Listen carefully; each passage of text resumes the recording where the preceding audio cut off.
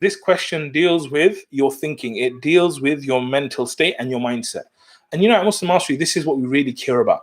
The reason why this is so important is because your mindset, your thinking, your perspective, these are the things that really kind of make you feel a certain way. And those emotions are the ones that drive your actions. And that's why when you look at Islam, Islam is not just about what you believe in the heart. You can't just say, I'm a believer, that's all good, finished, right? In the Quran, it always says, Alladhina amanu wa amilu salihat. Those who believe, like in their head, in their mind, they believe, and they do good deeds. Okay, so for us, we know that the iman that we have, it has to show. Like as Muslims, we believe that iman is not just an internal thing, but it shows itself on your tongue and on your limbs and on your actions. Okay, so the fact that you're overthinking and like thinking negatively, this is a tough thing. Right? It's a hard thing to go through. Why? Because if you're with a negative person, or if you're with someone who's like, really always negative and always overthinking things, you can say to them, look, thank you very much, I need a break, and go and have a nap, go and have a break. But if it's you that's having that thought over and over and over and over again, then it's really difficult. So I think what you need to do is you need to really think about what the thought is. Like, you're saying that there's something that you're overthinking, negativity. There's a couple of reasons why this might be happening. Firstly, if you're overthinking something, sometimes that's another way to call that is actually worrying, right?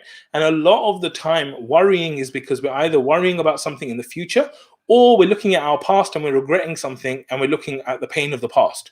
Right, and this is quite interesting, because in the Quran, Allah talks about, when He talks about Jannah and the Akhirah for the believers and stuff, He says that they will have no fear and they won't regret.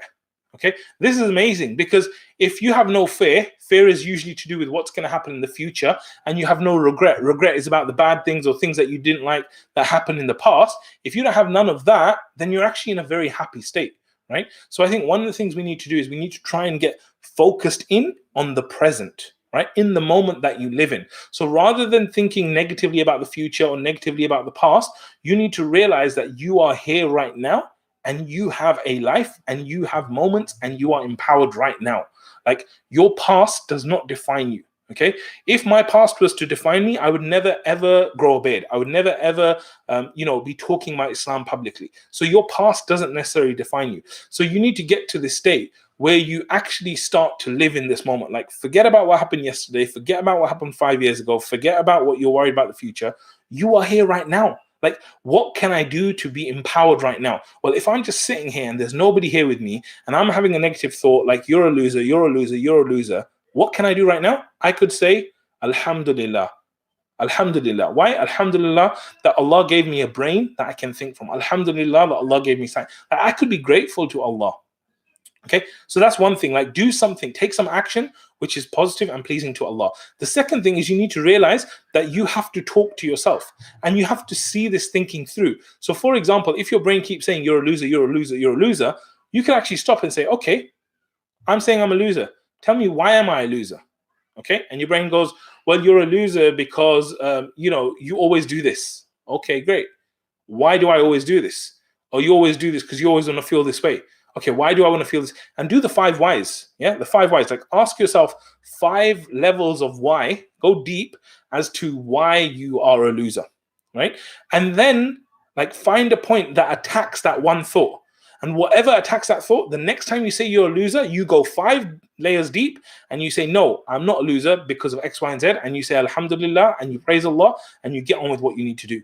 Right? And this is something that you have to do with training. It's not like, okay, now you've heard what I've said and that's it, it's going to be different. No, but if you promise yourself that every time that thought comes up, you will not entertain that thought, you have control over it. Like, you are the person that decides the way you respond. And what's the evidence for that? Because as Muslims, we know that we will be judged. Allah said He created death and life to test us. To test us on what? To see which of us will do the best deeds.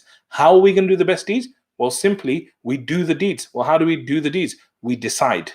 We have to decide. We have the choice to do a deed or not to do a deed. And Allah will only hold you accountable of your choice. And that's why if I intend to do something good, like for example, I'm going to give you this glass and I intend to give it to you, but I don't, Allah will still reward me. So because I had the choice of giving it to you, Allah will reward me.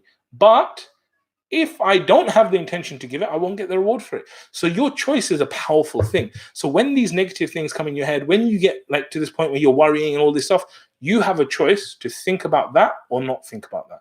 And like I said, azkar is very good. And the more you catch yourself, after a while, what will happen is you will stop doing it. I know it sounds crazy, but after a while, you'll just stop overthinking it because you're going to be like, oh my God, this is keep coming to my head.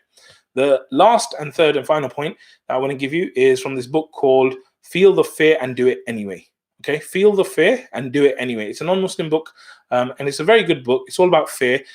Someone said to me they read the title and they didn't need to read the book anymore. Okay, but one of the things that's powerful in that whole book is that they've got this one statement. They say, if you keep saying this statement to yourself, you will feel more relaxed, you'll feel calm, you won't worry so much.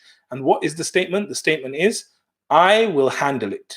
I will handle it. Like if I'm worried, oh, where am I going to earn money from tomorrow?